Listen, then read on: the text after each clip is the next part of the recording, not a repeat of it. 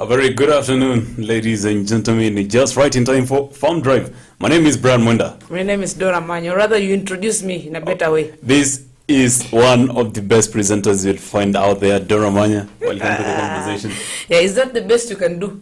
I think that's the best I can do for you. Okay. Yeah. Kwa sababu tuko kwa kamera. Sawa. Thank you. Hi guys. My name is Dora. Glad to have you again. Yeah. We trust you are having a lovely day. Hey, jana nilibambika aje kukuona ukipiga show. Peke yako. Uliniacha. In fact, kuna mahali there's a point I really wanted you to be here. I'll try remember. In fact, I told the viewers how I wish Brian was here. Yes. All right. I think maybe you can raise it up as an AOB after show karibu ishe. Oh, after show karibu we can do that? Sure. AOB. Welcome to A Farmers Media. And today we want to connect, learn and grow as every day we always want to do. And today's topic, a very special one. One that does not necessarily affect farmers. What is it about? It affects all of us. All of us. In fact, even the farmers are included. Yeah. So that's why we are here for you. Yes. And we're talking about food storage and not just general food storage. Yes. We're going to be looking at how effectively you can be able to store your food in your fridge. Absolutely. Back at home. Absolutely. Yes. And the today, do's and don'ts. And talking about this conversation of storage of food in your fridge. Dora, it's a very personal one for me. Yes. You're going to share your personal experiences, right? Absolutely. And I'm sure I'm not the only one who has personal experiences. Yes. Because this week alone, nimeharibu maziwa. Oh, nilikuwa kwa fridge. Nilikuwa kwa fridge. Sai kulikuwa na minji ziko kwa fridge. Zimeharibika. And I had wasting food. You're wasting food. You are wasting. Mr. Noah, this guy is wasting food, bana. And you know, actually, in an era where we are trying to curb food wastage and everything, at some point we must not necessarily blame the market and everything. At some point pia ni labda sisi hatujui. And exactly that's what we're going to do today. Help us understand how to unconsciously, reduce food wastage. Yes. Now, this is a very personal story, Dora. Sure. No, come not but a personal story. We are talking about, yes, we want to reduce food wastage, and one of the ways to waste food is through bad storage or wrong storage, for that matter. Yeah. Just he said, he's one of those people who have a story to tell on how they store food in their fridge. So he's going to give us that story in a bit. But Absolutely. For now, we want them to connect with us. Yeah, we want them to connect with us. And one of the best way to connect with A Farmers Media, exactly where you're watching us on Facebook, A Farmers Media.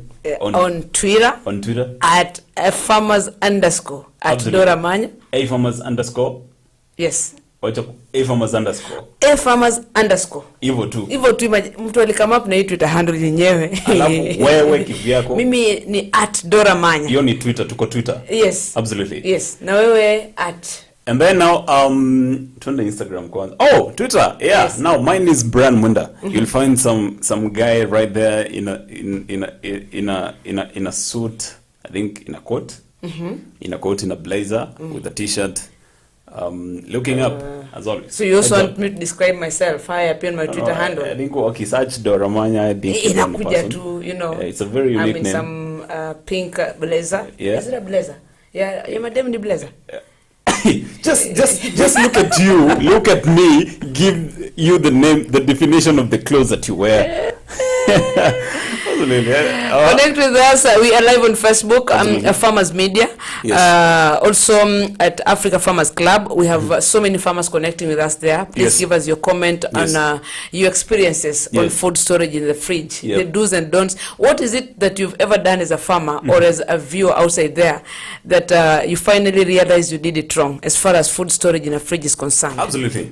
And on Instagram, we are at A Farmers. Yes. A Farmers Media with a Z. Yes. With a Z. Others are A Farmers Media with an S. Yes. Farmers with an S.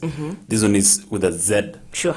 See, you got it right. Just depends with the school that you went. Oh, A Farmers Media with a Z, a Z. Absolutely, Dora. And today we want to talk about food storage in fridge.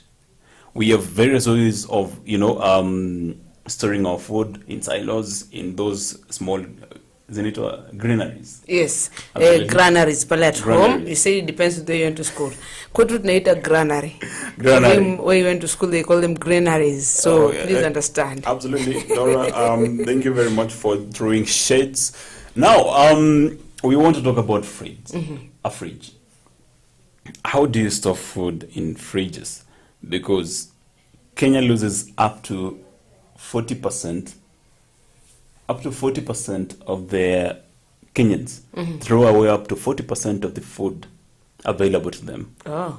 And it's quite interesting how much, when we narrow down the conversation, it's how much we throw away if we have stored in the wrong way in a fridge.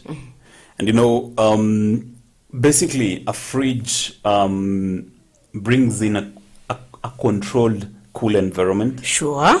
Where you can adjust temperatures. And how many do adjust anyway? Venye ulinunua tu siku ya kwanza uka plug in pale kwa ukuta sockets here, yes, kazi yako ni kufunga na kufungua. Yeah, absolutely. In fact, sometimes tunazima because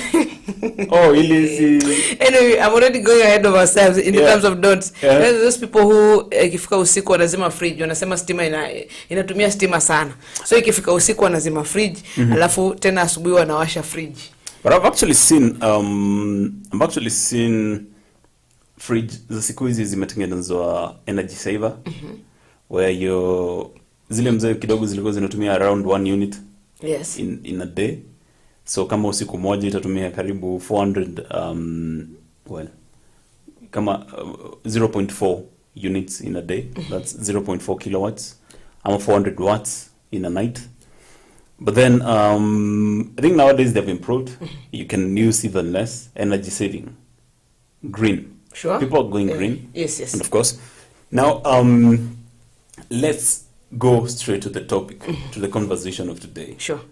So we have introduced the fridge and the aspect and how it functions. And of course, we want now to go to the functionalities of now the way of using this fridge that we have here. Which is absolutely important, because the reason we have this gadget in our houses is just to ensure that we prolong the lifeline of our foods. Yes. So that we are able to not to waste this food. Yeah. So if you don't store it well, definitely we'll still be wasting food, and that's what we've been fighting against as farmers. Absolutely. No more food waste. No more food waste. So we'll be looking at so many things about the uses of a fridge. Yeah, as I'm here, I'm actually looking for some of the best things that you can store. Actually, close to everything that we do consume can be stored in a fridge. That's quite interesting. That is quite interesting. And for you to be able to probably understand this, just think for a minute. What have you stored in your fridge today? You're likely to find you stored your tomatoes, your cucumbers, your vegetables, your carrots, and milk. Anything. Nyama. Why am I forgetting nyama? Your kuku. Those are just to mention but a few. Those are the things you're likely to see in that fridge. But the question is, how do you also do the placement in the fridge? Organizing your fridge. Thank you. And absolutely. Of course, we have in common fridges that we have seen and we've interacted with. Of course, we do store apples, citrus fruits, ripe avocados. That's another one that the word to underline is ripe avocados. Absolutely, and actually, you're going to tell me one story. You're going to tell our audiences one of the stories that you did share with me yesterday or the day before about the unripe avocado that... Actually, I used, it was a mango. So I was doing some, I like experimenting. So I talk about what I've understood. When I tell you, then I'm sure about it. And so we bought mangoes. It's a fruit season by the way. There's so many mangoes. There's so many mangoes right now. Yes. Please take advantage and take a lot of mango juice. It's good for your health. So we bought mangoes. Some, actually, we didn't buy. Tulichuna kwa mti mahali Kirinyaga. Yes, somewhere from Kirinyaga. So we came with the mangoes. Some were ripe, some not ripe. So kwa kawaida the ripe ones we put in the fridge, but also said wacha tuweke mbichi kadhaa. I tell you for free that after a few days, like 4 5 days. Talking of around 5 days, the unripe mangoes zilikuwa zimeoza side moja. Yes. You know, zinaanza tu change color, you know, and then zikaoza namna hiyo. Absolutely. So it's important also to know when you talk about fruits being placed in your fridge, that the fruits also should be ripe. Yes. And actually, I'll ask you this question. Have you ever seen cereals being stored in fridges? Cereals. I have seen. Cooked or uncooked? Cooked. More yes. cooked, right? More of cooked. Of course, we're going to look into that and how even to know that your cereals are spoiled. Oh. And actually, because this week I actually knew how cereals are spoiled. Nilitoka na minji home, nikifika nazo kwangu after close to 2 weeks later, actually 1 week later. Wow. Singekula kabisa. Sasa ungetuletea kwa ofisi tukule. Zilikuwa mbaya. Zilikuwa mbaya. Ulipokuja nazo ungetuletea kidogo. You wouldn't have felt bad. I'm just trying to imagine all that minjino piece. You came with them and then it's a bad feeling, and those things are my favorite. See, you've decided to survive on what I come from home. Yeah. Absolutely, that's some great effort right there, Dora. Of course, we do store pears, carrots, you know, even produce, animal produce. Yes, we do. Animal. And especially when you talk about meat, I've talked about meat. Yes. You are likely to get meat in our fridges almost every day. Yes. Meat, chicken, you know, you will get it.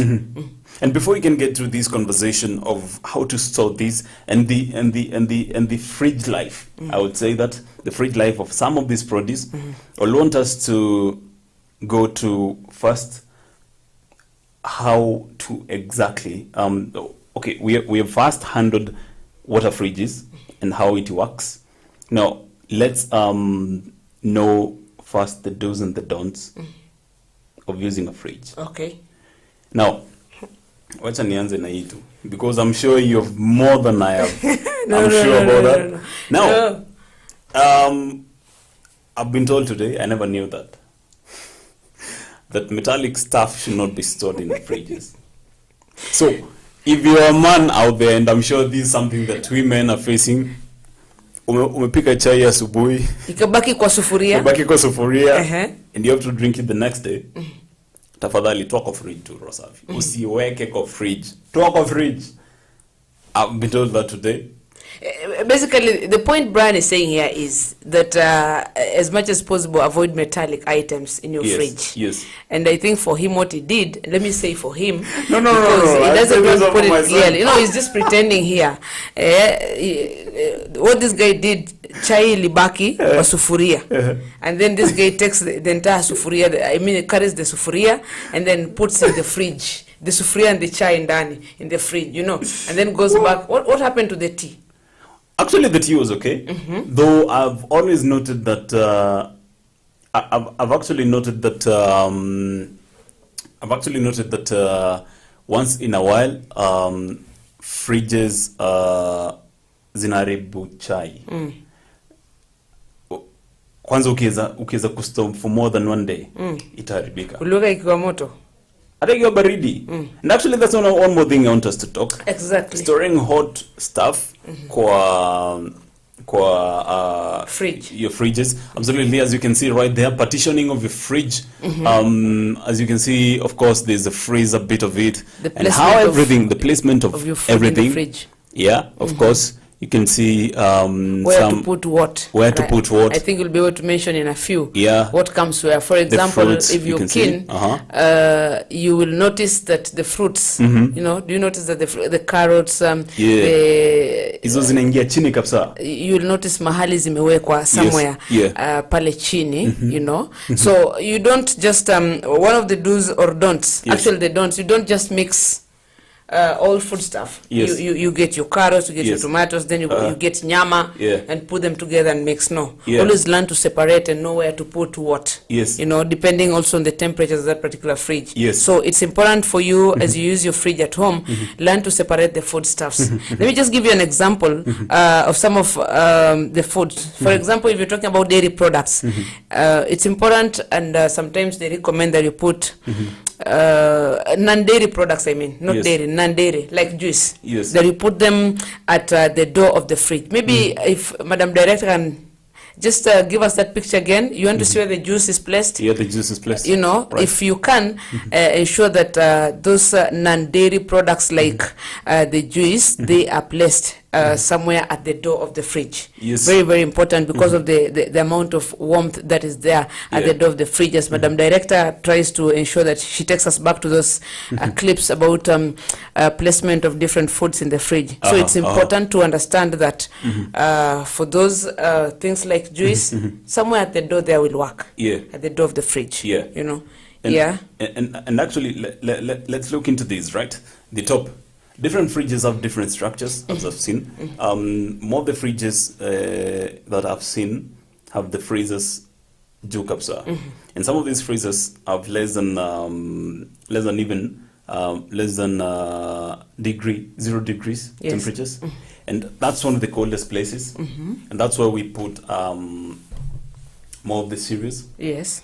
More of the cereals that are zimekuwa boiled cereals. Of course. So the temperature is coolest. Yes, they want that absolutely. And we're also looking into some of the, for example, now, according to this fridge that I'm using here right now, more of it inasema the raw meat also Yes. yeko pale juu. According to what they're saying. And actually should be the lower levels of the fridge maintain a temperature of about 3 degrees at the best place for raw meat and chilled ready meals. Of course, those chilled ready meals, hiyo ni vitu kama minji and everything around yes, that. Sure. So sana sana hiyo ni kama fridge yako iko na freezer juu. And then kama hapa chini, kama yako ni pale chini, the coldest place of your fridge should have that. Let's even talk that conversation that way. Yes. The coldest place of your fridge should have those produce. That animal products. Yes. Kama meat, raw meat, and of Yes. course chilled and ready meals. Chicken. And chicken, vitu And kama hizo nyama. chicken, of course. Yes. Of course, absolutely. And then now we have the second part of it is the second coldest, actually. It's quite interesting, is the middle. Yes. Immediately after the fridge, I don't know, different fridges have, again, different structures. Sure. But then they offer an average temperatures of 4 to 5 degrees. So the middle of the fridge maintains the optimum temperatures of 4 to 5 degrees Celsius. Good for fresh fish. Yes. Cooked meat. That's cooked meat right there. Because again, with cooked meat, in a prolonged, it buys some more time. Kuharibika, right? Yes. You have eggs. You have dairy products. Sometimes I sit down and wonder who said that who came with this idea of putting eggs into a fridge. Anyway, of course it works. I'm not saying it's wrong, but there's a day Diana was teaching here, talking about, I think in Shajara, and it must have been about why your chicken lay eggs yenye kona shell ile soft. You know, when I was growing up, I thought that probably when you put eggs in a fridge, you want the shell to become soft so that you can just rarua the shell as opposed to breaking the shell. Wow, you know? Diana, you guys never cease to amaze me because, wow, Diana, all about. Congrats for what you did right there. But again, we're talking about fresh fish, cooked meat, eggs, dairy products, kama soft cheese, and of course we have cream and yogurt. Okay. So if you can be able to use that place, it's the second coldest place. Yes. And once you look at the nature of some of this produce and how it is actually how our fridge is partitioned, is that the more perishable the product is, the more you should bring it closer. Yes. To colder temperatures. Okay. So absolutely, as we go down, pole utapata zile vitu zenye hata hazitaji baridi sana zinawekwa ziko kule chini ama far away from the freezer ama pale kwa mlango pia. So absolutely, and it's and you know what, actually right now it's dawning to me that even if your fridge is designed in different ways, the role of damp is temperatures affect temperatures affect the produce right there. The produce, And- yes. And hata kama The freezer iko longevity chini, of the produce. absolutely, yeah. Is that English? Longevity. There's something that I was told something about that. Okay, guys, Okay. thank you. So it doesn't hata kama freezer uko chini ama katikati, the rule of thumb is that the temperatures still dictate where you should place the product. So it doesn't matter where the placement of what is where, but then you should move according to the temperatures Yes. and how fast this thing spoils.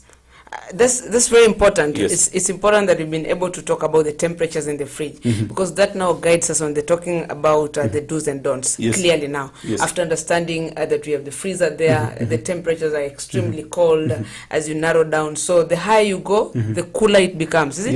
Yes. The higher you go in the fridge, the cooler it is. Ama? Juu tumesema hapa, no, Brian.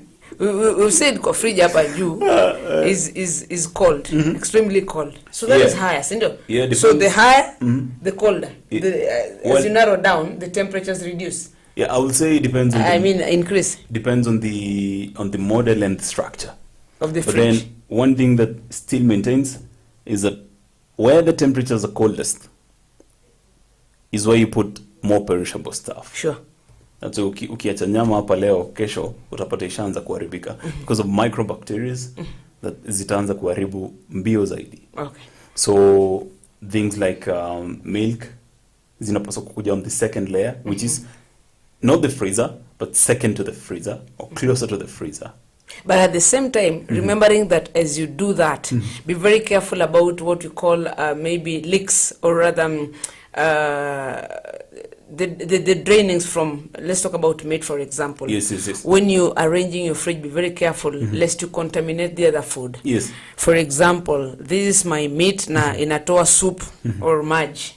I should be careful also to ensure that that one does not go along, I mean spoiling the rest of the food in the fridge, or rather contaminating. Because microorganisms zinaweza tokea pale bwana, ama bacteria zinaweza tokea pale.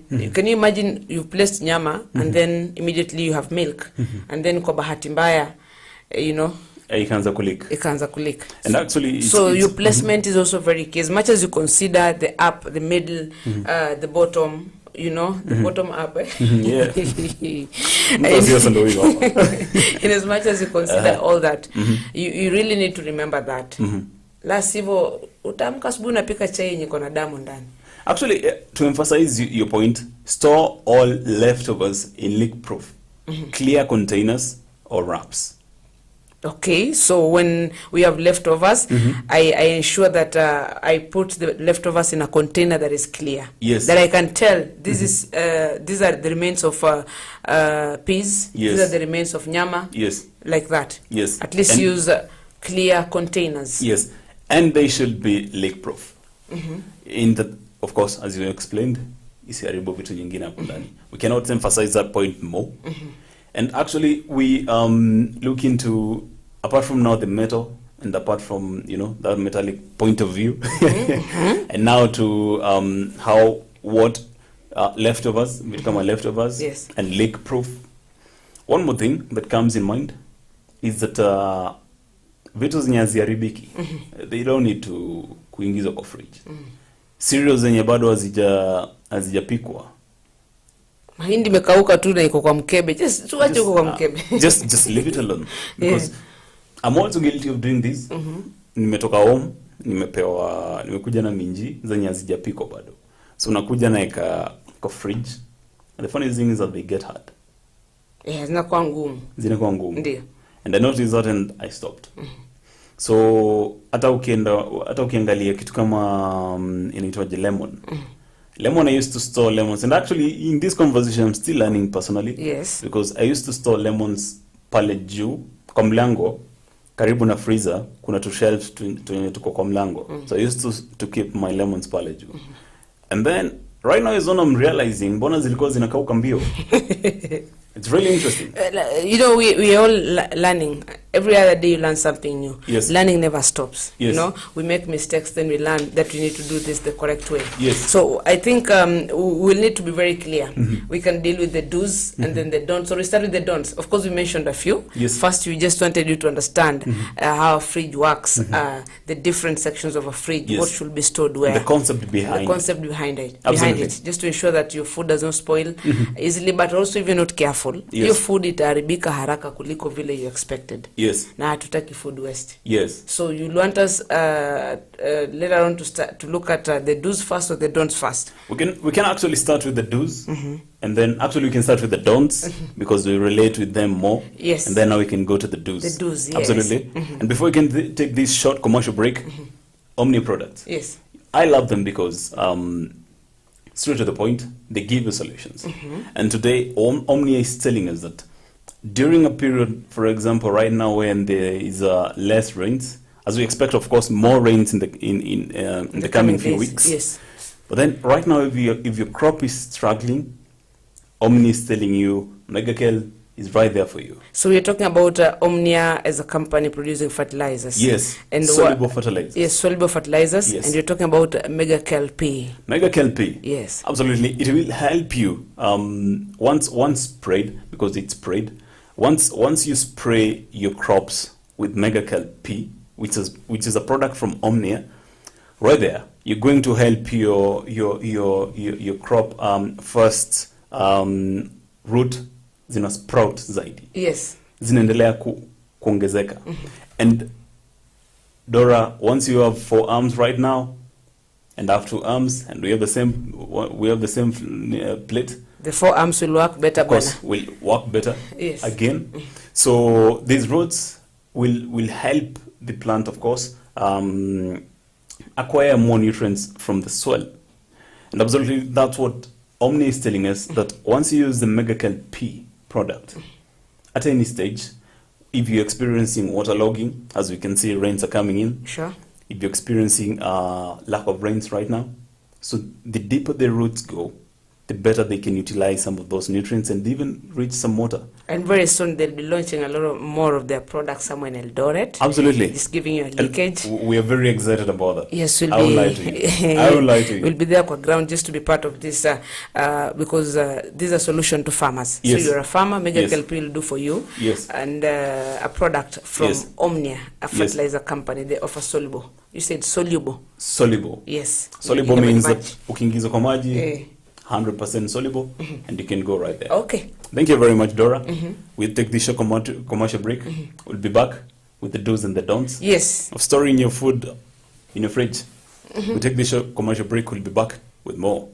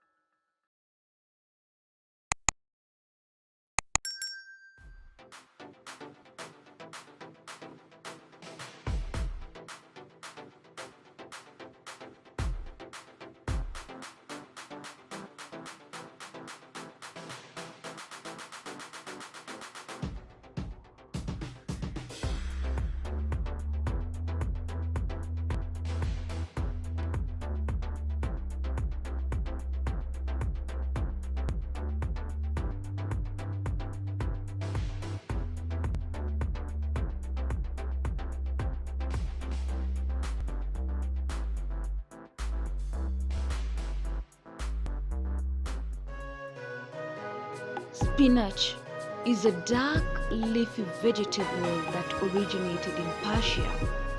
Spinach is a superfood as it is loaded with tons of nutrients in a low-calorie package. Spinach has been used by various cultures throughout the history. Spinach is a versatile vegetable and can be eaten raw or cooked. It can be incorporated quite easily in any diet as it is cheap and easy to prepare. Beetroot is a highly nutritious root vegetable. The beetroot is the top proportion of a beet plant. It is one of the many varieties of the genus Beta vulgaris, all of which are mostly grown for their edible taproots and leaves. Beetroot is a root crop that takes approximately 3 to 4 months to mature. Beetroot is a fairly easy crop to grow as long as the soil is well cultivated prior to planting. Beetroots do not enjoy wet, boggy or shady soils. Beetroot can be sown in trays and transplanted when the seedlings have 2 true leaves. Plant in full sun, space seedlings 10 to 15 centimeters apart, and rows 20 centimeters to 30 centimeters apart so they have room to grow. Beetroots are also ideal for containers or raised beds. Beetroots will happily thrive in small areas as long as there is at least 20 centimeters depth of soil. Beetroot has been used not only for food but also for treatment for numerous conditions.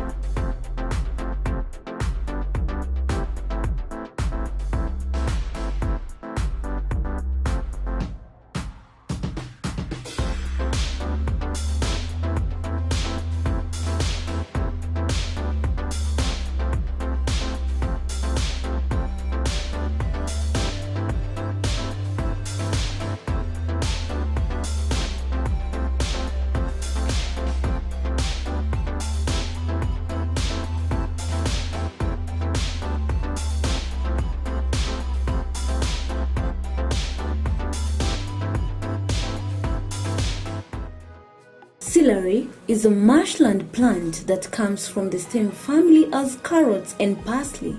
It has long, firm and pale green fibrous stalks and grows in bunches of approximately 8 to 10 centimeters.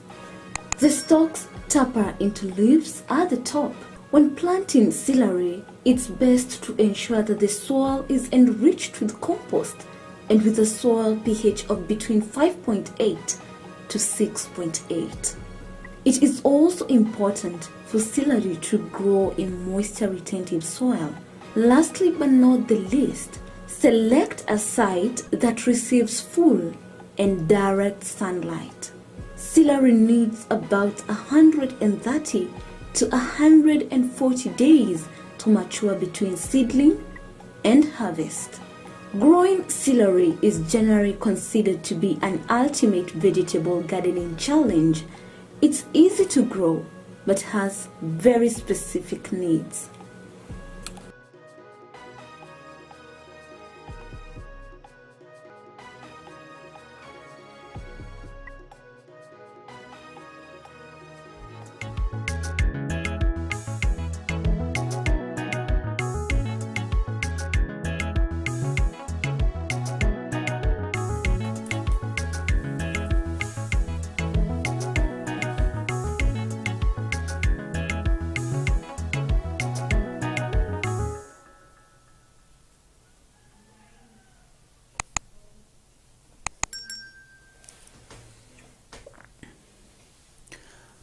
Good afternoon again and welcome back to Drive In with me, Brian Munda. My name is Dora Manya and this is a Farmers Media. We're taking you all the way to 5 p.m. 5 p.m. On Farm Drive. Absolutely. Where we connect.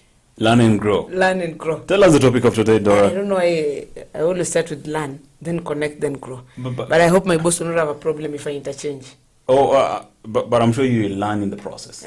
Okay. So they should just be patient with me. So we first connect, then we learn, then we grow. I think Absolutely. Yesterday I said the opposite. That we learn, then we connect, then we grow. I don't know. But that is our sole cause of being here. Yes. That we connect with you, our farmers outside there. Be sure to follow us on social media because we are doing this on social media. Yes. On Facebook, we are live now. And also on Twitter, we are live. Subscribe to our YouTube channel. We are live there and a Farmers Media. Yes. Okay, you can be able to follow our conversation Absolutely. on YouTube. Absolutely. And on Facebook as well, Africa Farmers Club, reaching to over 160,000 farmers. Yes. We are glad that you're part of that particular forum. We're very much glad. If you have questions or you have your own experiences that you want to share with us, we also appreciate. So we welcome you to do so on our social media platforms. Nabada will give you your phone numbers so that you are able to just give us your feedback. It will be very, very important. Absolutely. And the more reason you should follow this conversation and even follow our pages right there is because of today's topic. Yes. Not limited to the farmer alone, but even more consumers of different produce.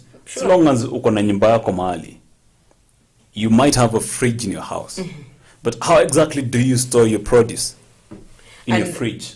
And because we're doing this because saying that we're reducing the aspect of food waste. Absolutely. That is number one. Yes. Also number two, we want you to eat healthy food. Eating healthy to me is very, very key. Not just eating, not just quantity. Yes. The quality, the nutritional value of that particular food is very important. Yes. So we are doing this just to help you understand that you need to eat good food that has not lost its value in the process of storage. Therefore, you're talking about storage of food in your fridge. What are the do's and don'ts? Absolutely. And you can share with us also some of the experiences as we continue. Well, I'm very sure that some of us have very good experiences. I'm sure as you watch me right there, and even as you listen to us right there, and I'm sure we have our own different experiences. Sure. With spoiled food in our fridges, and how much you were to buy and even transport maybe. Yes. Kuja tu ikaribiki kwa sababu labda ukujua venye unapaswa pia kuhifadhi chakula katika fridge. True, hapo kwa kuhifadhi chakula katika jokovu ama fridge. Very, very important. Dora, thank you very much for always keeping us updated. At least we don't Swahili word every day. Brian. Lakini shida inakuwaga hii, Dora. Ndio. Ukiongea Kiswahili ni kama token ya stima. Aje sasa. Unaongea kidogo tu ishaanza kulia. And you've exhausted Kiswahili. Dora, hold your comment, Dora. So I'm holding my comment. Yes. Let's get back to this conversation.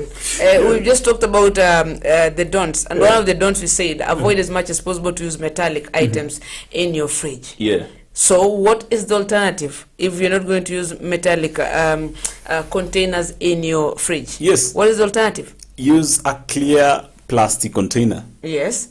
I never knew that until niliambiwa baadaye. Yes. After some harsh consequences. Oh, yes. And it's always good to store kama ni cereals, kama ni food, ile food yenye ni solid, you can only store in a clear plastic container. Yes. And actually, even as you store this food, you should know how fast it spoils.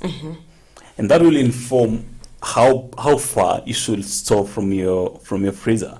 Where to exactly place it. Okay. So for example, nilikuwa nakula ugali yangu. Yes. Tulikuwa nakula ugali yangu, of course, ama nyama. Venye nitastore ugali si venye tu nitastore nyama pia. Nyama is a little bit more perishable. So I'm gonna think about storing on the fridge, of course, on the freezer. And as you can see right there, yes, these are some of the partitioning of your fridges that we have right there. And as you can see, fruits far away from the freezer. You see, fresh produce, far away from the freezer, of course.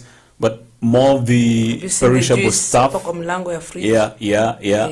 More of the perishable stuff inapanda zaidi karibu na freezer, kwa sababu freezer informs how cold the place is. Again. Yes. I want you also to look at what is used to store the particular foodstuffs that you're talking about. It's very if we can take that slide again, it will be okay. We're saying avoid metallic items. Yes. As when you store your food, and the alternative is use plastic containers that are clear.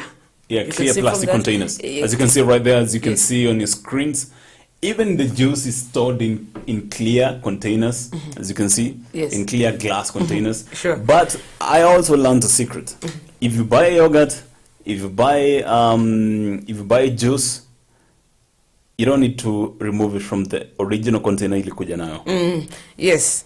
Don't remove useme they said kwamba you use a clear container. Yeah, hata maziwa. You don't need to. I've bought a juice and the juice is labeled Dora juices. Yeah. So in my box. Dora, are you thinking of starting juices? Dora juices. This is something I wanted to say, but I can't say it on air. So you look at the label is Dora juices. Yes. It's already labeled. It's juices. Yes. It's a box. So I don't need to change. You don't need to change it. Yes. But if I've blended juice, for example, then I should not get a dark container and put it. Yes. Then get a clear jug, for example, and then ensure that I put my juice there. Yes. So for those that are labeled and you buy them and just want to keep them in your fridge, you can maintain them in their containers. Remember what we've been saying even about pesticides. Yes. But I don't want to mix the two. You can imagine juice and pesticides. No, please. Yes. Right now we are in eating party. We have something on our plate. Yes, but the alternative, Brian, talking about use of plastics, we also still have plastic bags. Okay, I know there's some that are phased out in the country, but we have those for storing food that are still there. Yes. So you will rather also use your plastic bags to be able to store some of these particular foods. Yes. Things like probably carrots, your broccoli, your cabbage. It's either the plastic container or the plastic bags. And also, let me give you an example. You've bought your tomatoes. I don't know how they call your net ya kuweka tomatoes. Ama ya kuweka vitungo. Ile net ile. Ile net ya. You can store it with that particular net. For lack of a better word, you don't necessarily need to get it. Maybe whatever is in that net. Maybe you've bought passion fruits. You've bought your cucumbers. You don't necessarily need to remove them from that plastic that net. You can just store them with that particular net. It's allowed. Yeah. And for the foodstuffs like tomatoes, it's recommended that you just store them openly. Kuna mahali pale pia vilikuwa tumesema hiyo tree ya chini pale. There's a place that you can just get all your tomatoes and put them there. So either you remove from the nets ama hizo unaweza kuziweka tu hivyo. Yes. But usichukue sasa gunia alafu unaweka tomato alafu unataka kuweka kwa fridge. No. You can just store them like that. So don't use metallic items as much as possible. So go for alternatives which are plastic clear, containers. No, Dora, but also bags can be allowed. Dora, I'm asking myself this. I just came with, for example, with nimekuja na, for example, juice. Ile juice yenye nikirarua kidogo yezi rudi back to normal because of the packaging. Yes. What do I do with it? Because according to what I saw, many guys have a problem with that. Na anabakisha container tu venye iko, it's open. But again, we have solutions. We have, for example, kama umekuja na juice kama hiyo, you can now place it in a different jar lakini iko airtight ama na ikuwe clear, at least pia ili usijipate umefanya maneno na hiyo juice. Yes. So you can place it in a jar, in a container that's clear, and make sure that there's no air that gets in directly. Sure. Directly. Remember, that's the keyword, right? Even these plastic containers are airtight, and there's some science behind it. And it's quite really interesting to know some of the problems that we've always encountered. You can solve them. Sure. Yeah. Just some more learning and you're there. You're right, absolutely. Yes. But also of importance to note is that we're saying that don't have this mentality of kufungua fridge, funga, fungua, fungua. Si makofi unapiga ile funga, fungua. Don't have that tendency of kufungua. Pick what you want. Be decisive. This is what I want to pick from my fridge. I want to use it, and then funga the fridge. As opposed to sometimes those who open the fridge, they leave it open. Then you're busy maybe you reducing the food, you're taking the food that you want to use before you return the other. Yes. You know, just be careful on the time span of opening and closing the fridge. Unajua, there's something that you lose. Kuna ile moisture, kuna ile baridi, kuna nini. So just don't have a tendency ya kufunga na kufungua. The same goes for, do not have a tendency of kuweka chakula na kutoa. Nimeweka saizi nimetoa. You know, for example, I was getting my ndengu from the fridge, especially najua itakuwa pengine hapo kwa freezer hapo juu. Nimechukua dakika kidogo, nimekaa nayo kidogo, nimerudisha tena, nimetoa. You know, decide what you want to do. You know, get that particular food and malizana nayo for quite some time. You know, before, and as you remove it, funga fridge. No, ukitaka kurudisha sasa fungua fridge na ufunge tena, itakuwa vizuri. So don't have that habit of you're not decided. Nimeweka nimetoa. Sasa itashika baridi saa ngapi? You know, so you're likely to lose something hapo katikati. You wake up one morning and whatever you thought would be stored for long is actually spoiled. Yeah. And I think we have a chart that will be able, I don't know, that we shared earlier with Madam Director, whereby the time span of some of these things. Maybe, some of these things, absolutely. 4 days, 5 days. We'll be able to share that a little later. Eh? Yes. So try as much as possible to be consistent in the use of getting food from your fridge and actually also returning food from the fridge. Okay. Yep.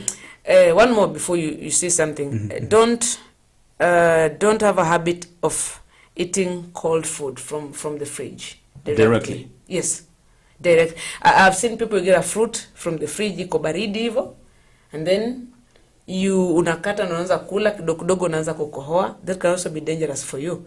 Once you get food out of the fridge, give it time kutulia, ama tuseme cool down. You see, for some they'll get that food. Dora, did you just say to cool down? And it's already cold. No, I'm looking at it like ni moto. I get you though. Ni moto. So it's okay. So ni baridi. Ni baridi moto. Unajua, you know what I mean with by moto.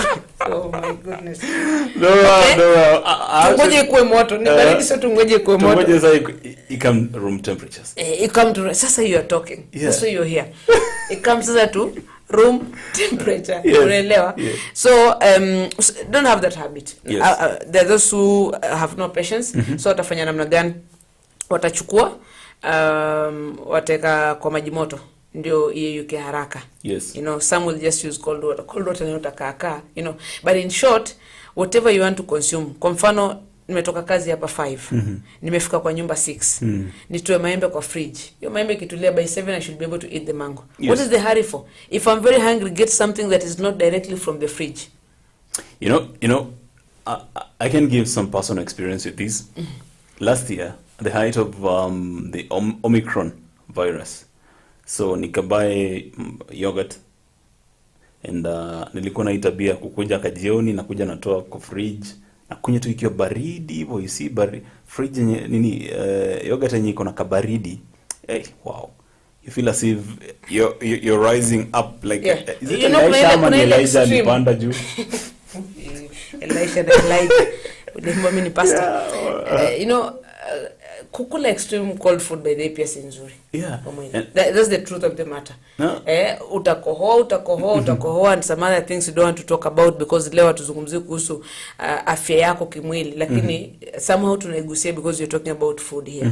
So get the food, let the food get some room temperature. And mambo niseme is ipoe because already it's extremely cold. Now, Dora, the interesting thing is that I nilikunywa yogurt close to 3 days consecutively. Nikiwa natoa narudisha. Hiyo wakati ndo watu wanakohoa. Ndo flu inakuja kiyo inapita na watu wengi, you know. Of course no, it was not lethal, though ilikuwa highly spreadable. Sasa ikiwa in such a situation, mimi nimepata baridi hapa, nimeanza kupata baridi. Unajua sasa baridi inakugonga once, ikikugonga ina develop, hata uanze kufanya aje, ita develop to some certain extent. Sasa nikaanza kukohoa. So you're going home. Na ukakohoa. You're going home. Anasema uko na Omicron. Unashuku uko na Omicron. Yes, you see now. Right there. And that is where I was told that just reduce the number of maybe fresh vitu kama milk products, extreme cold juice, vitu kama hizo, juices, yes. Products extreme have a very big impact on you. Yes. A negative one for that matter. You can have a problem with your throat. Yes. You know, you can have a problem with your throat on a serious note. Yes. You know, there are people whom wakikunywa baridi tu kwa mwili, you know, and you start kidogo vile umesema kukohoa.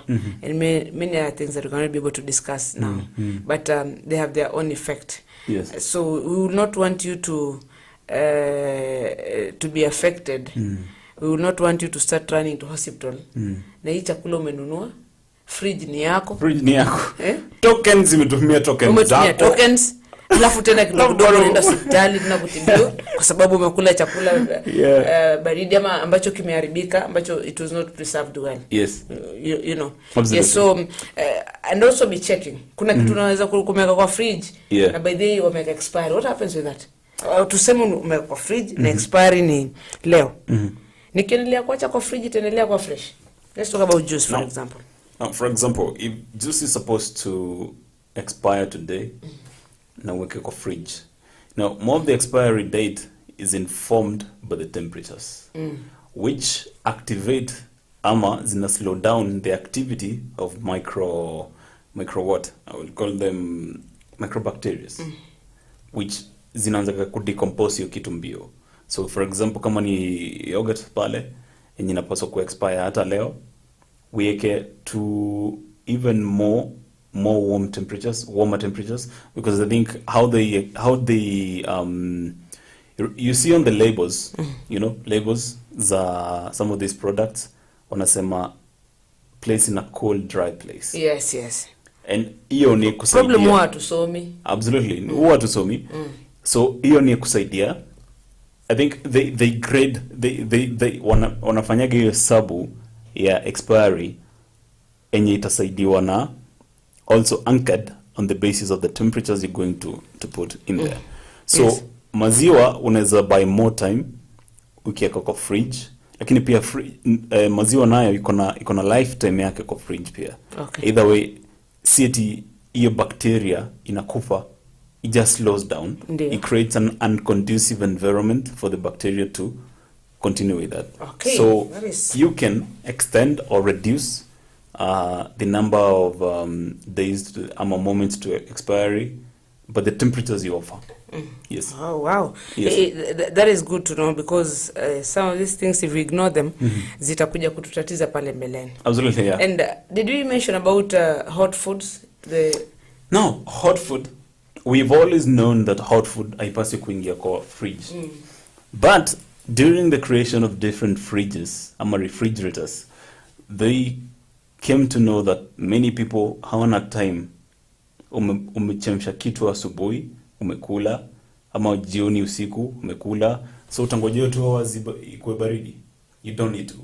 So nowadays, the fridge that do come, ziko na ability ya kuchukua what you give it. And it's quite interesting, the technology, how things are moving. Okay. now that unaweza si lazima ungoje the 2 hours ama food ipoe. Siku hizi unazingiza fridge yenyewe ita work on that. Okay. I even learned just a few days before.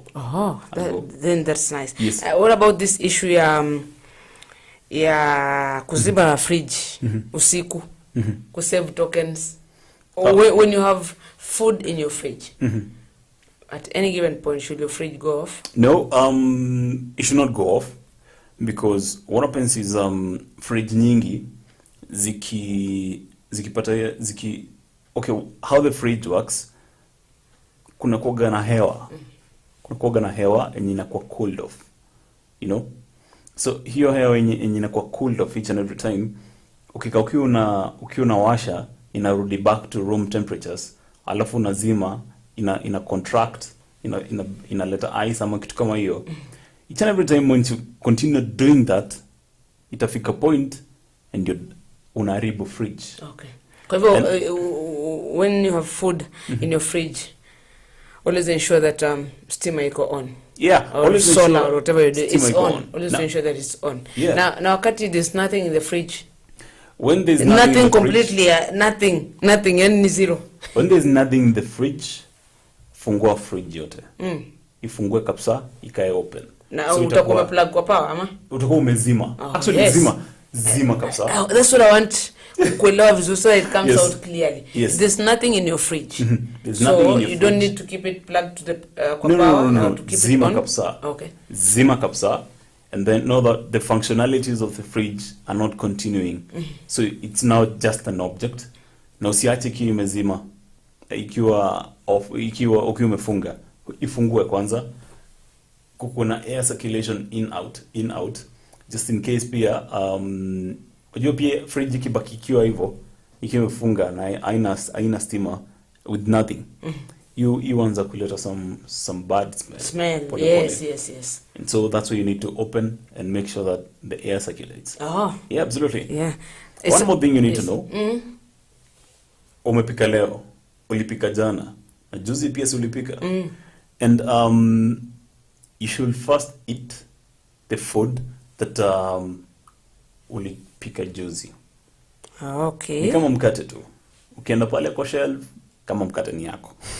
Yes, shelf life. Kama mkate ni kwako. Ama any product that you have in your house, it's always advisable to clear off. Remember food waste? To clear off the one that came first. So I bought new mangoes today. There are mangoes that I bought to sell on Sunday. Yes. I should work on eating the mangoes that I bought on Sunday first. Yes. Before starting to consume yes. the mangoes that I brought in today. Yes. Okay. It's called a fast in, fast out rule. Okay, fast in, fast out. Yes. Yeah. So I eat first the food ambayo I yes. put in the fridge some time back. Yeah. Yesterday yes. or the previous day. Yes. And then whatever I bought or brought in today, now naweza kuikula baadaye. Yes. Okay. Yes. So I should not be excited. Atiza nimekuja na maembe na kanzuri kuliko ingine. I start with food. Yeah, and we are we humans I think we do love fresh stuff. And we're very guilty of this. Kwanza unakuja unapata uko very guilty maneno tena sana. Unaamua kula ile yenye umekuja nayo. Yes. That's food waste. That's the process of food waste. Ela kulipiza kisasi. So kama unaweza mainchoma kwa fridge. Anyway, this is a conversation for you who's watching us. Walio mwachane na fridge talking about storage of food or food storage. Now, how you can store your food in your fridge. Yes. And remember when you're talking about at home, also maybe kwa kampuni mbalimbali najua hizo, especially for the export market, horticulture, we'll be talking about that some other day. But for today, we're looking at you, consumer pale nyumbani, how you store your food and how you're supposed to consume that food that is stored in that particular fridge. What do you put where and for how long we'll be able to tell you. And of course, the do's and don'ts. We've already talked about the don'ts. So we'll have to emphasize on the do's also that probably may not have touched. Then we can look at some of the lifespan, some of the foods that you can put in the fridge for how many days probably is more healthy. And I think the longer the food stays in the fridge, pia si vizuri. You know, it's not supposed to be such a very long. Ulipika managu 1 month ago, it's still in the fridge. I think pia si vizuri kae sana. My thinking is the more that food stays in the fridge is pia hata ladha yake na value yake pia kidogo inapotea. It brings in some bad odor. Juu inaanza kudecompose either way. As we said, the fridge does not stop the process of decomposing. It slows down. The environment creates an unconducive environment. So either way, the process of decomposing will still continue. And one last one before we can take this short commercial break is that wrapping and unwrapping. Kufunga na kufungua. Ukikaa ukiwa unafunga ukifungua wacha sikuna kale kanyama kalibaki. Unaenda una unwrap. In fact jana I saw someone do that. There's some nyama ilikuwa imenuliwa choma alafu imewekwa kwa foil.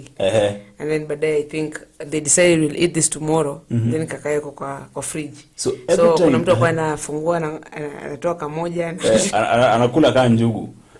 Go tell this guy this way, Every time you wrap and unwrap, you expose it to bacteria. And once you expose it to bacteria, remember as I said, the process of decomposing is more informed by bacteria. So, okay, expose more to bacteria, the process of decomposing is even more fast or faster. So, go tell him, acha kukula nyama kama njugu. Kama umeamua kukula, kule tu. Achana na fridge. Chukua nyama na kule. Acha kuweka vitu kwa fridge akitoa. Akitoa. Absolutely. And you see it's even more dangerous because hiyo chakula bado ni baridi tumezungumzia, and I'm thinking about the teeth sensitivity. Yes. It's cold unakula and then no. And one more, actually let me touch on this. Have you ever known that njugu zenye zimeexposiwa nje na njugu zenye ziko kwa can yenye iko airtight gani waribika mbio? Kia nani muluwe usituangusha hapa sasa. Gani by the way? Gani taribika haraka? Njugu yenye I have njugu in the house by the way. I think I should go and do this practically. Gani yenye itaharibika haraka ile iko wazi tu vizuri ama ile iko imefunikwa mahali. For njugu I think ile itaharibika haraka na imefunikwa. Imefunikwa. Dora, let me ask you this question. No, it's just my thinking. It's your thinking, absolutely. Utachapa squeezes atujapangwi. Now let me ask you, Dora. Have you ever asked yourself mbona njugu inarapiwa? I've not been doing research. It slows down air circulation inside. Because air circulation is a good environment for bacteria to continue doing that. Okay. So that's why sana zile njugu zenye tuna consume sisi ni zile za sachet, for example. But then ukirarua njugu, after umeirarua, iweke kwa container that iko airtight. Ukibakisha hivyo, air continues to circulate kwa hiyo njugu na inaanza kuharibika. So it's always advisable. Actually, what I'm saying in this conversation is that airtight stuff and produce have more shelf life. Okay. So the njugu that has been wrapped has more shelf life. And talking of produce, let's talk about Kana flour. Kana flour. This is an award-winning flour. Kana. C-A-N-N-A. C-A-N-N-A. Yes. It's as simple as that. Now it's ugali flour. Ugali flour. Yes. In specific. Ugali flour. Yes. And it is award-winning because of the wrapping. The packaging. Yani venye wamepack your pakiti. Did I say something? The way they have wrapped, they have packaged. Yes. It's interesting to look at when you go to your supermarkets. Yes. Get to the shelves, you can be able to see and enjoy. Yes. And you see, when something is packaged well, then ndani pia whatever is inside is good. So you can trust Kana flour. This is ugali flour. You can try. If you've not tried, just get into the nearest supermarket. Check out for Kana flour. It's very visible, by the way. It's very visible. Only that I didn't prepare the director green and white enough to give us the images. Yes. You can see the green and you can see the maize in the packet. And the taste is so good. Yes, exactly. The taste is so good. I think in Kenya, these are the best tastes that we can have. And even more, even to our farmers, it sources its own maize directly from farmers. Yeah, which is something good because it's promoting farmers as well. Absolutely. So as a farmer, as a consumer, say there today, you can try out Kana flour, get to the supermarket that's closer to you, that is CANNA. Yes. Buy Kana ugali flour, Yes. then enjoy with your family. You can tell us the results one of these fine days. Now we take this short commercial break. When we are back, Dora, we want to talk about every product with its life on the fridge. Very, very important. And Yes. we'll also be mentioning a few of those products. Yes.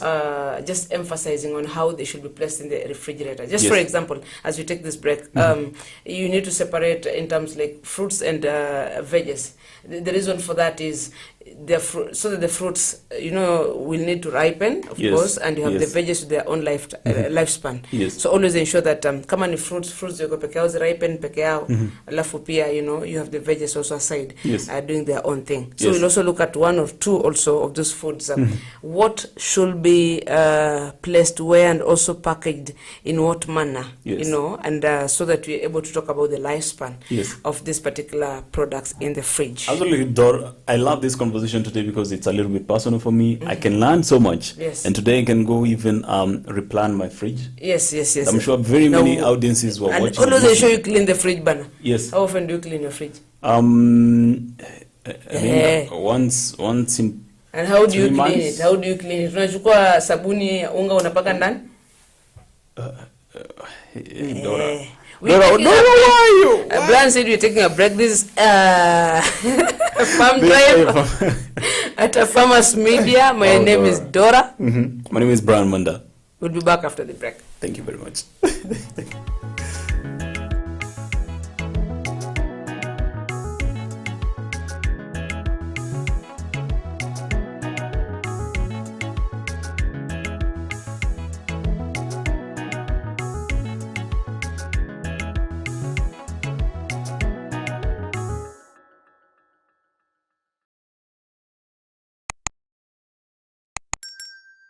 Mahindi yamekuwa chakula kikuu katika sehemu nyingi za ulimwengu na jumla ya uzalishaji wa mahindi kuliko ile ya ngano au mchele.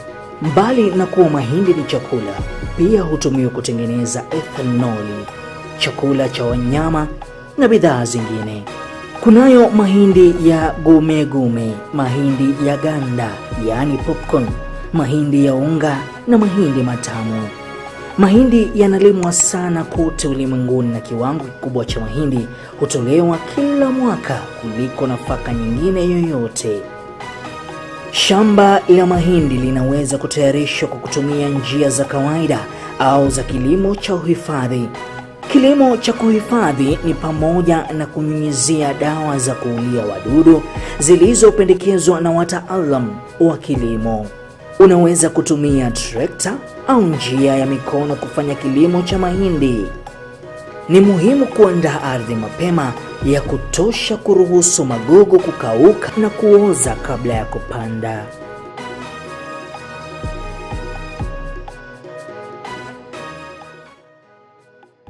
Amaranthus, or locally known as terere, is a highly nutritious vegetable that is cultivated and consumed as a leafy vegetable in many parts of the world. It's easy to grow, matures fast, as it takes an incredible shorter period than most traditional crops. There are many species of amaranthus, with some green and others red in color. When growing amaranthus, ensure the soil is well drained and rich in phosphorus, and most importantly, ensure the seeds are well distributed to achieve an even spread when establishing a grain amaranthus field. Amaranthus is especially loved for its tender leaves and for their healthy dose of ions, vitamins, and a range of minerals.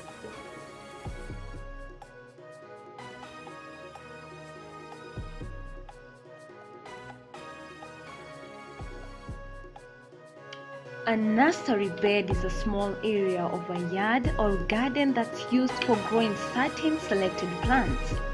The goal of a nursery bed is to grow young plants to a certain size at which they can be easily transplanted.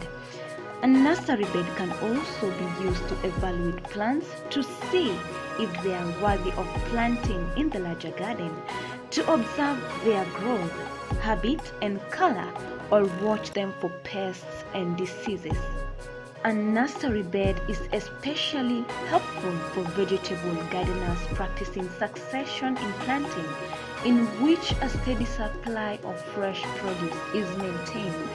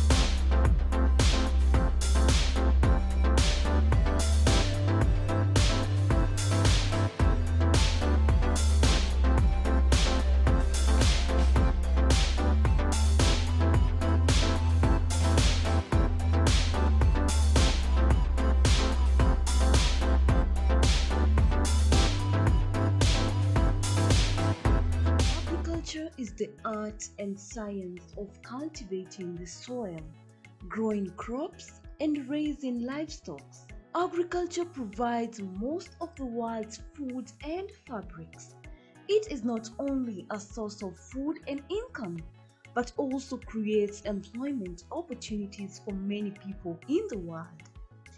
Over 1 billion people worldwide work in agriculture, generating 2.4 trillion for the global economy. The global impact of farming on the environment is revealed that 40% of the Earth's land is now given over to agriculture.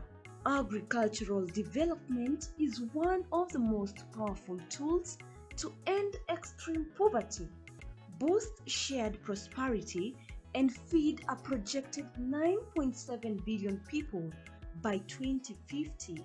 And we, the Our Farmers Media, roll the carpet for you as we welcome you to our thrilling farm visits to different farmers that educate and inspire you in different sectors in agriculture.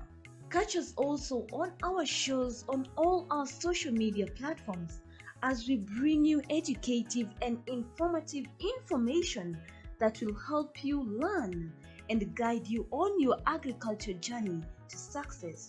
Our farmers attain knowledge and grow profits.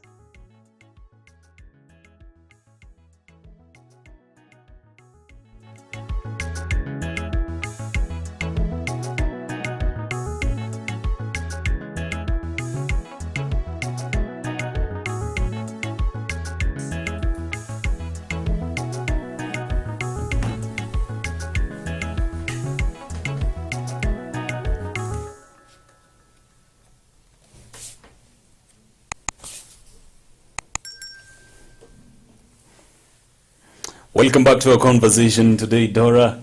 We are at A Farmers Media. A Farmers Media, the show is Farm Drive.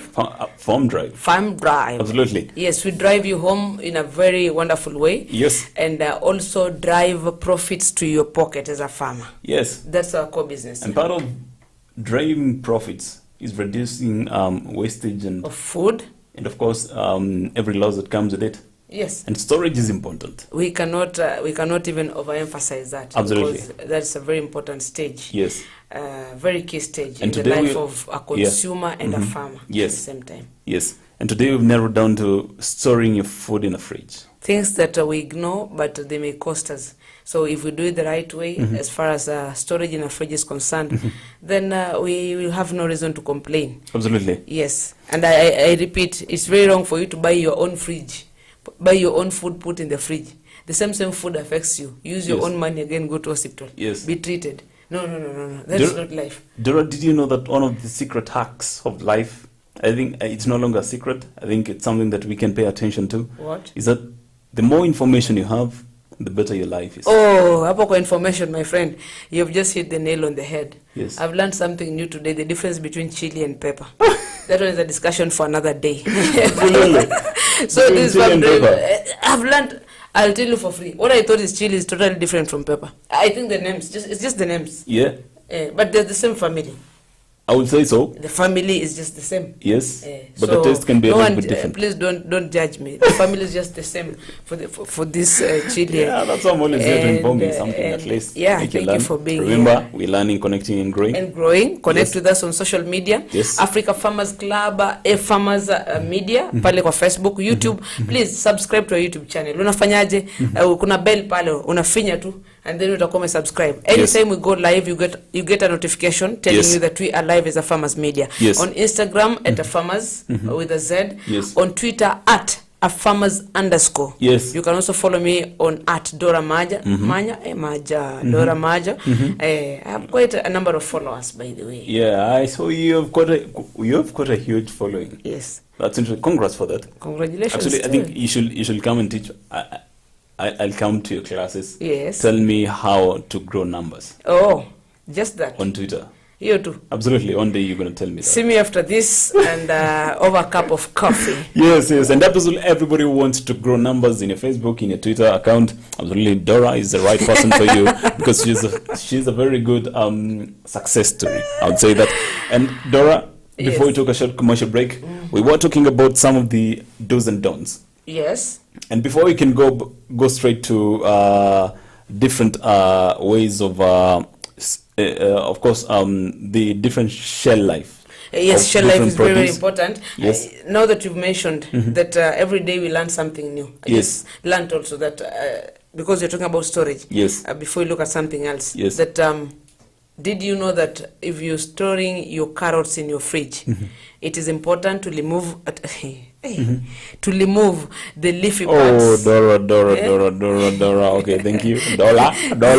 Yes, it's very, very important to remove the leafy part. We're not saying it is wrong to store your carrot with the leafy part. Unajua hiyo green, hiyo matang. It's not wrong, but it is advisable that you remove the leafy part. Yes. Reason for that is that the more your carrots stay in the fridge with the leafy part, the leafy part will continue sucking nutrients out of the carrot.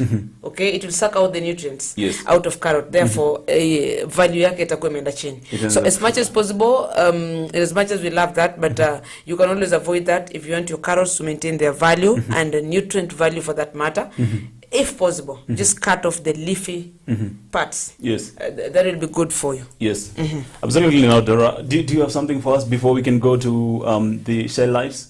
Or we can explore even this topic even more?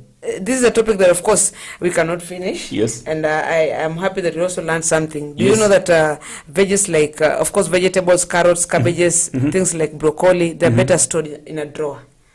We've talked about different levels and different storage places in a fridge. Where a drawer, of course, will be able to take care of that particular stuff in the best way possible. Yes. But I think for now we can finish this. But we also need to look at different shelf lives of different products. Yeah, absolutely. And today we want to talk about I would say shell life, but then I would want to call it fridge lives.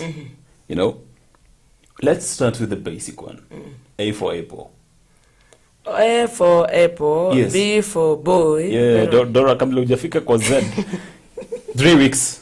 3 weeks is the maximum you can store an apple in your fridge.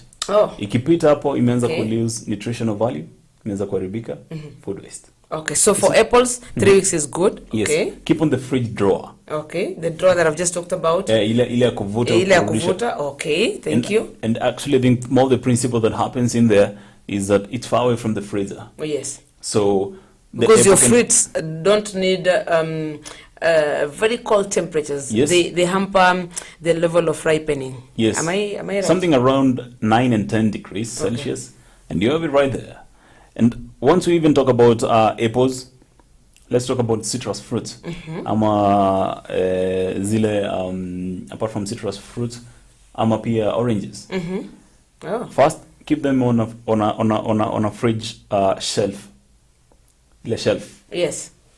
Actually, yes, kuna drawer na kuna shelf. Yeah, na kuna shelf sasa. And you go a little bit up. Juu ya nini? Yeah, juu ya drawer. Ama chini ya drawer. Yes. Or just iko close to the same proximity away from the freezer. Yes. Right? 2 weeks. Oh, 2 weeks. 2 weeks. So 2 weeks for citrus fruits. Yes. And oranges. And oranges around there, right? Okay. And now we are guilty of storing our avocados. But uzuri avocado ni ujiongelelea tu sasa. Ukiweka vibaya inakuseti vibaya pia. So actually one of the tricks that I was given some time back, once you have an avocado, put it in a plastic container. Yes. Airtight. You can stay with it for even 4 days. Oh, avocado. Ambayo imeiva. Hata yenye umekata. Actually I'm talking about yenye umekata. Really? I'm not talking about even the other one. Because a person like me says maliza avocado moja. I'll be very honest. However big or small it is. Hata kama inatoshana hivi, I will not finish it. Nitaikata, si ndio? Unafiligi uchungu ukiwa unaimaliza yote hapo. So kwa hivyo hiyo nusu inabakisha na mtu anabakishaga na mbegu sana si ndio? Hiyo nusu I can put it in an airtight container that is visible. Yes. Then niakishe nimefunga vizuri. Alafu itakaa karibu 4 days. Hiyo yenye nimekata. Yeah, 4 days yenye nimekata. Oh, I see. Inaweza kaa up to 4 days. Yes. Lakini of course it's gonna get some bit of blackish kidogo. Yes. But then wakati unakula unazitoa. Unatoa tu. Yeah. Don't usiharibu avocado tafadhali. Yes. Usiharibu, toa tu kidogo. So more the perishable stuff is preserved in airtight conditions. So for you're saying that can take up to 4 days? Yes, up to 4 days. Okay. And quite interesting, in your fridge. We have berries. Strawberries. Umeamua kuwa mromantic ama umeletea mtoto pia berries? Yes. How long can you store them? 5 days. Okay. 5 days. And as we even talk about avocado first, yeke kwa shelf bado. Kwa shelf pale. Tule mali unaenda tuletoa kuna tunakujaga kama tunet TV, tungine tunakuja kama sijui shapes, different shapes, but then kanakuja kama ka tray. Kamoja tu. So hiyo ni ripe avocado, but then when you talk about berries and strawberries and every type of berry that comes with the word berries, of course, keep it in a drawer. Oh, okay. Keep it in a drawer. For how long? For 5 days. 5 days. So what we're looking at here is that the time span we're giving you, the length of time, the period that you keep these foods in your fridge. Yes. It means that they still can maintain their nutritional value. Yes. If you go beyond that kidogo labda huende kapungua, or pia huende kaspoil. Absolutely. Yes, so just try as much as possible to stick to the number of days you're talking about. Yes. Of different, especially looking at different fruits. Yes. Okay. Dora, we're in the season of pears. Yes. Did you know that? Yeah, pears. In the season of pears. Yes, then I talked about pears. Oh man, I love pears. Oh, I talked about pears. You know they compare pears with apples. Apple gonga pears kidogo on some micronutrients. But then pears are highly competitive with apples. But then now the pears, you can store them on your fridge for not more than 4 days. Pears yenyewe itaanza kukuambia. Itaanza kufinyika tu pole pole. What I'm seeing here is I think most of these fruits And veggies between a day and 5 days. Yeah, a day and 5 days. Actually, there. more of these, you keep them away from the freezer. But then, zitaka for more than in between 3-4 days, 5 days max. And it's quite interesting what I'm seeing here. And yeke kwa countertop.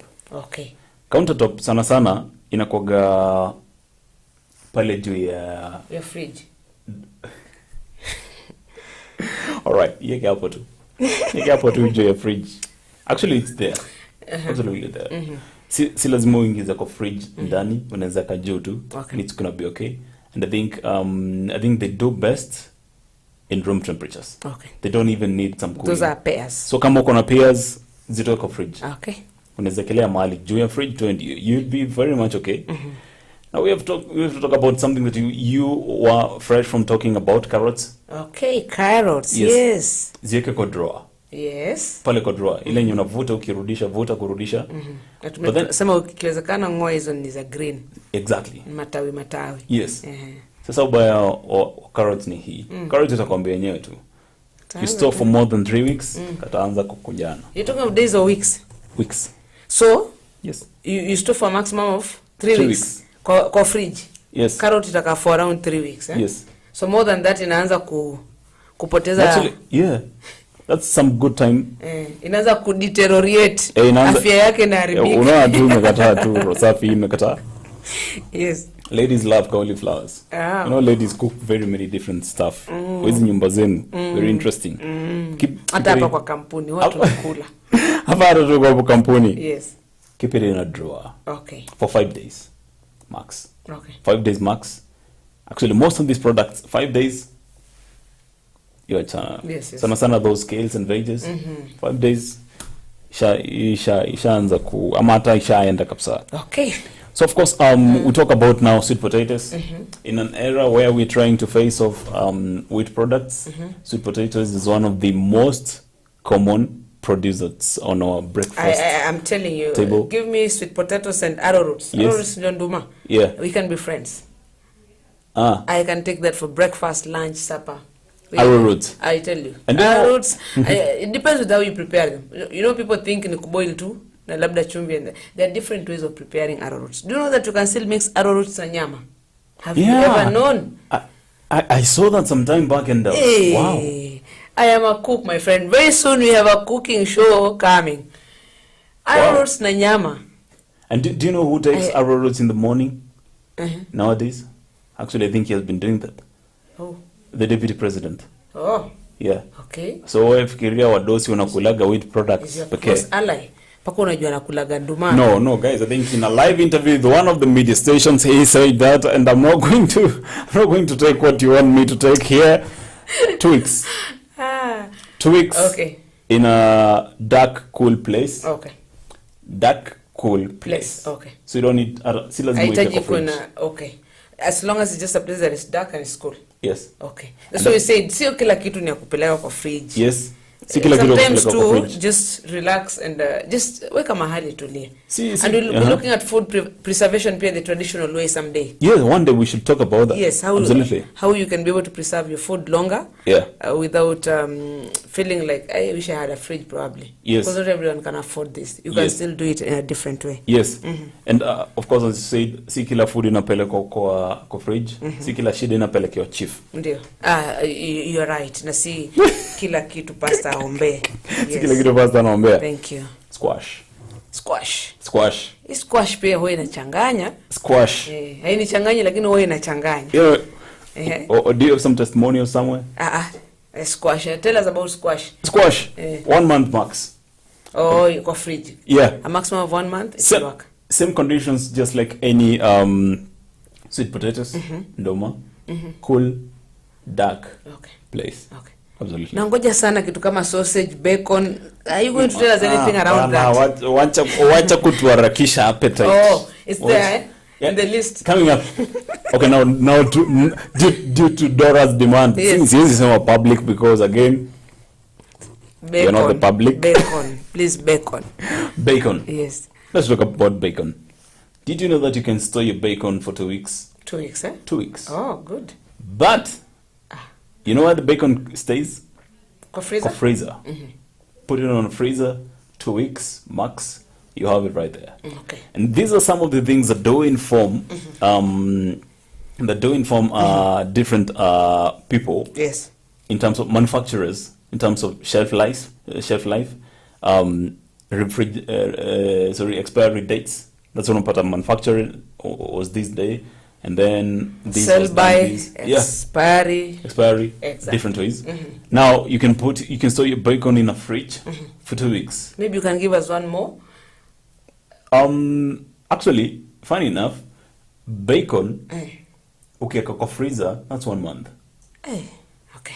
Kwa freezer yenyewe. Lakini ukiweka bacon kwa freezer, kwa any sana hapo chini ya freezer, you have it for 2 weeks. Okay. Of course, remember the principle of the more perishable, yes. the environment should be. Exactly. If you store it in a freezer 1 month, yes. you have it right there. And of course, fish. There are, I think, 2 things or 3 that I think we should not close without mentioning. Yes. Fish. Have you talked about chicken? We're going to talk about chicken. And then I think the rest. Tunaweza wacha. Hakuna shida. So umeamua kuleta touch vitu inaguza moyo wa mtu. Community. Si mtu. Luya community. You want to push your agendas here. Kuku. Tusiache hii conversation bila kuongelea kuku na mayai. Be very careful lest I just shtaki you kwa misingi ya ethnic. No, guys. Tukienda kwa we're talking about food storage in your fridge. Whatana na mambo ya Brian na mimi. So we're just trying to give you a list, just brainstorming kidogo. We can't give you all, but just a sample. We're sampling a few that you can put in your fridge, and for how long? Yes. You know, just a few. That's what we're helping you to do. And as we do this, keep giving us your feedback also on social media platforms. Itakuwa vizuri. Almost by the coming to a close. Yes. So I said it's important that those things that I've mentioned, vizuri sana tueleze how they're going to be stored. You decided to push your interest. Kapsa. You are yet to tell us about wacha tuongelee fish kabla tujaenda kwa kuku. Just in case time iishe kwa kuku. Yes. And you know taja kuku. Why are you keeping us waiting, bana? How long should we stay store kuku in the fridge? Let's go to the fish first. Okay. Kabla hujaleta kuku. Okay. All right. 1 day, sorry. It's the max you can place it. Okay. Yeah. Kwa shelf. Okay. Ukipitisha 1 day, somehow something happens. Okay. Inaanza kuharibika. And of course the freezer will offer better opportunities, of course. And once we talk about raw fish, yes. Now, you only raw fish, and of course poultry meat. Yes, poultry meat, yes. Let's continue. All right. Did you know that you can store for 6 months? What? 6 months. Kuku? 6 months. Kuku. Oh, okay. Now right. I know. I'm sure I know that. Now I know. The Luya community is up and down, cheering up the invention. No. Can you remove that type of saying the Luya community? Don't you eat kuku? Not like every Luya does. So because you want to dwell there now, leave us alone and let's move to something else and we finish the show. Eggs in cartons. Yeah.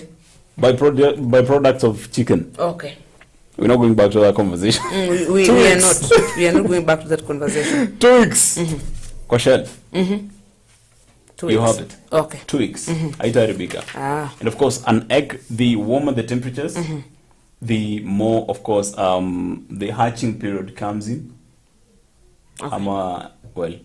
Ni kama ile yolk inaanza kufanya maneno. Okay. I think that's the science that we're going to talk about sometime later. And of course now 2 weeks can go even to 3 weeks, but until expiratory date. Okay. Do you want to feel? You can check. What's one of those secrets that you can know that an egg is going bad? You shake it. You shake it. You shake. Sometimes in the traditional way, you take the egg, look at it against the sun or against light. Let me ask you this, huh? I was told that once you use water, once you drop an egg in water,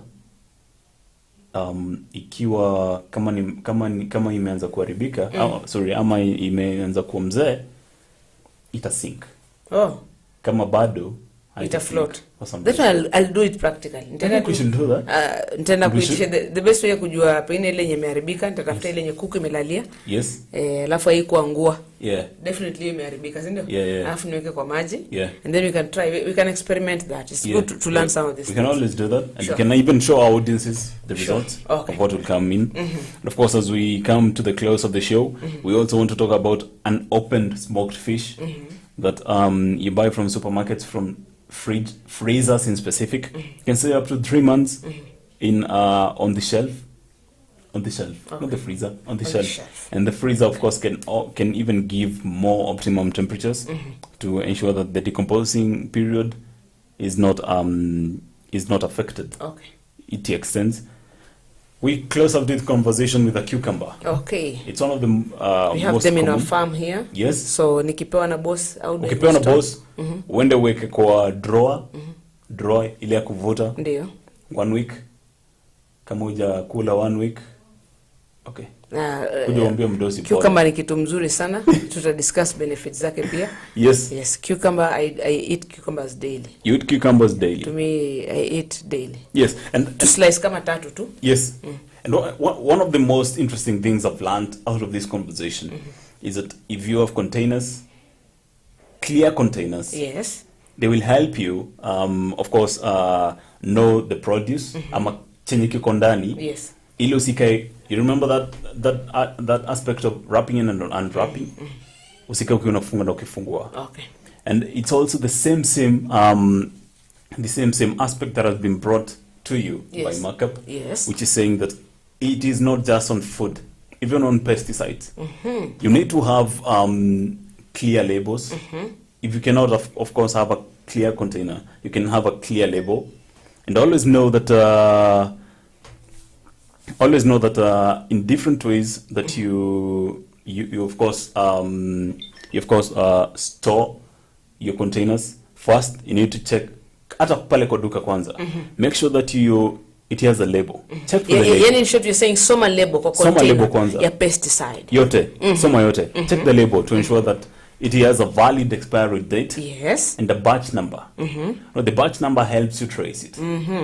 Yeah. Sure. Because I'm sure that some people might want to interfere with some bit of arithmetics pale. But then the batch number itakusaidia sana.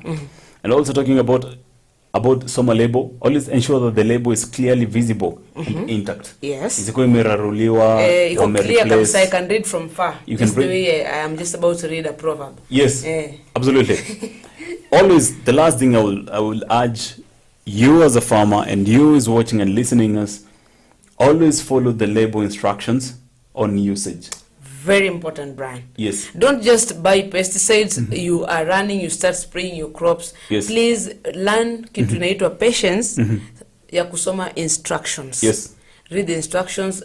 Once you get the instructions right, then you will also know what to do right. Yes. You know, you won't get it wrong. Yes. And actually, these labels come with the safety and handling precautions and measures of these pesticides.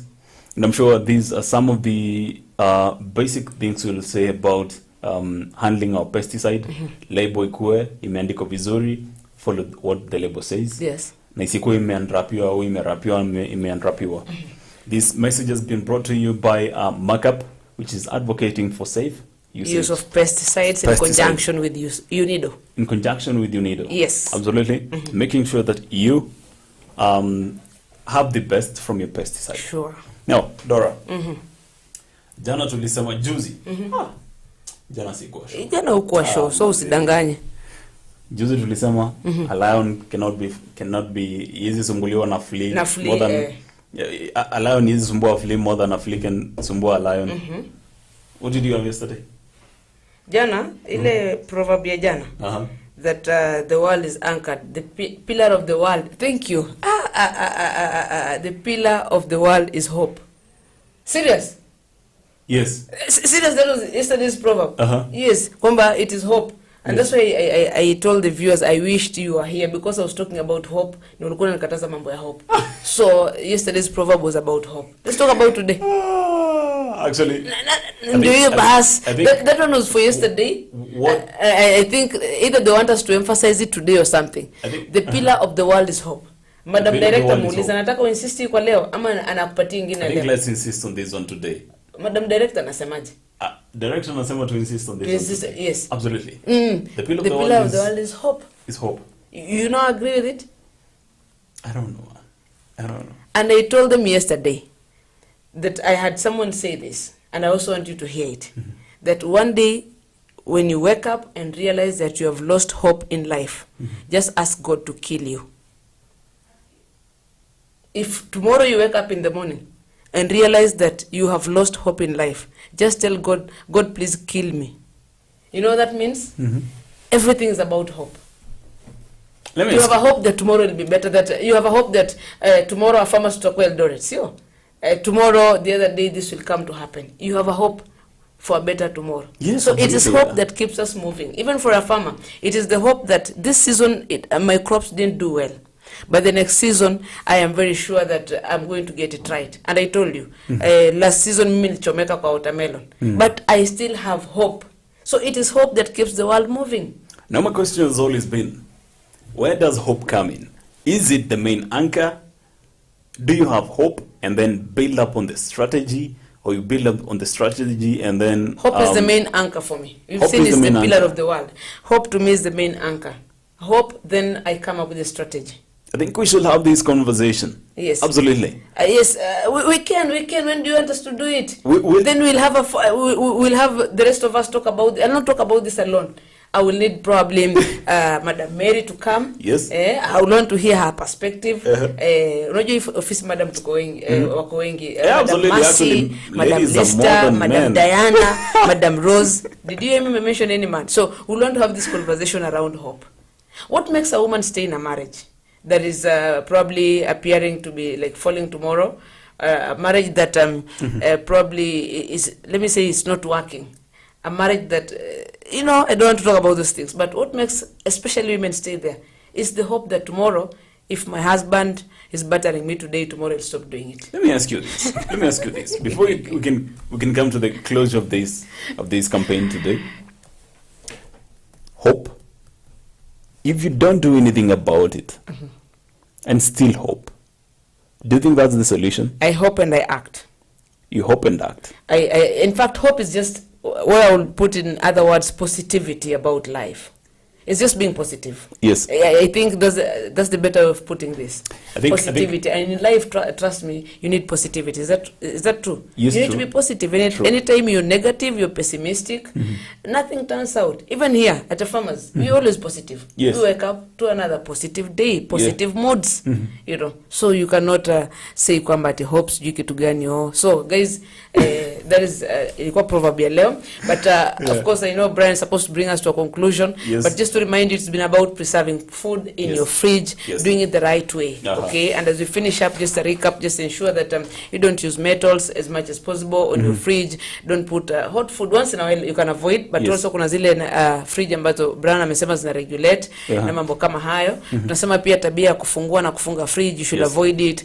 Kutoa chakula na kurudisha, kufungua chakula na kufunika, some of those things. And then as ensure that the arrangement in your fridge is very good, where do you put the nyama, where do you put fruits, where do you put your vegetables, where do you put your cereals, that has to come out clearly. Where do you put your juice? So check the arrangement of your fridge also based on temperatures.